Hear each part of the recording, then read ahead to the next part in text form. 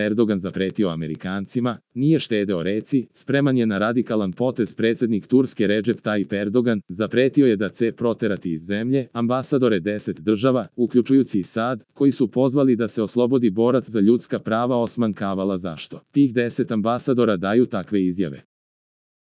Rekao sam našem ministarstvu spoljnih poslova da nemamo taj luksuz da ih primamo u svoju zemlju. Zar je vaš posao da držite lekcije Turskoj? Ko mislite da ste? Ostavite Kavalu. Zar vi u vašim zemljama ostavljate ubice, teroriste i bandite? Oni uvek odgovaraju, sud je nezavisan. Znači vaš sud je nezavisan, a naš je, znači, zavisan. Naš sud je najbolji primjer nezavisnosti, rekao je Erdogan turskim novinarima u avionu, dok se vracao iz posete afričkim zemljama, prenela je televizija Haberturk.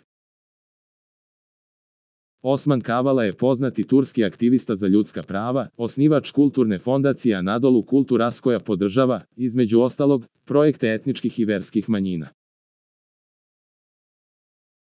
U februaru 2020. godine turski sud je oslobodio Kavalu optužbi za umešanost u pokušaj svrgavanja vlade tokom protesta u Istanbulskom parku Gezi 2013. godine, ali je istog dana tužilaštvo u Istanbulu izdalo novi nalog za njegovo hapšenje. Protiv Kavale su podignute nove optužbe, ovog puta za učešće u pokušaju državnog udara u Turskoj u julu 2016. godine.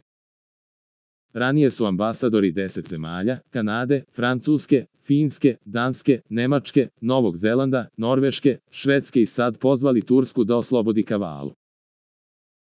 Nakon toga je MIP Turske pozvalo na razgovor ambasadore tih zemalja, podsjetivši ih na potrebu poštovanja Bečke konvencije o diplomatskim odnosima.